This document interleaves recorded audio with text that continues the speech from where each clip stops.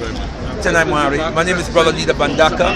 I'm the spiritual leader of the Al-Keblan Revivalist movement and also one of the co-chairs of the Interim National Organising Committee of the Interim National African People's Parliament.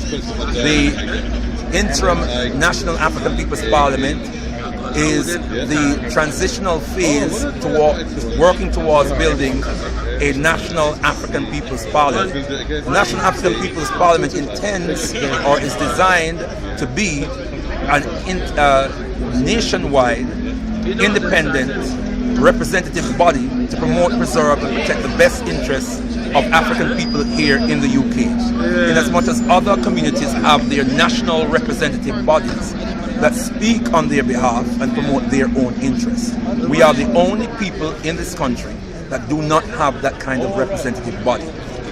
The idea of the National African People's Parliament was born out of the commemoration of the 30th anniversary of the National Black People's Day of Action.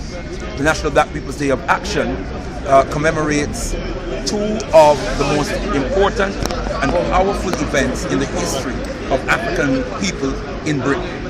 One is the New Cross Massacre, the suspected racist firebomb attack on the 16th birthday party at 439 New Cross Road that took the lives of 13 of our young people, and later a 14th jumped to his death. 27 were seriously injured.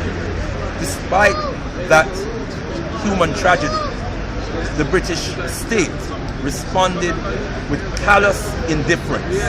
The police, with a disregard for the law, totally perverted the course of justice. And this is well evidenced in information that came through two inquests that were held following the New Cross massacre. As a result of that, an action committee was formed, the New Cross Massacre Action Committee, and that action committee decided to investigate the matter, unearth information which they gave to the police, which the police just was not interested in. And so they called a National Black People's Day of Action to demonstrate and to protest the reticence of the state and the indifference of the state and the brutality of the police towards the young people, treating them as suspects rather than victims, and just ongoing racial attack and racial oppression in the UK. And so 30 years on, the crime had not been solved, and we found that African people were still suffering the same injustices we were suffering 30 years ago. So what kind of positive action is NAPP taking in order to obviously in response to that, or as a movement of progress? Tenai Mwari.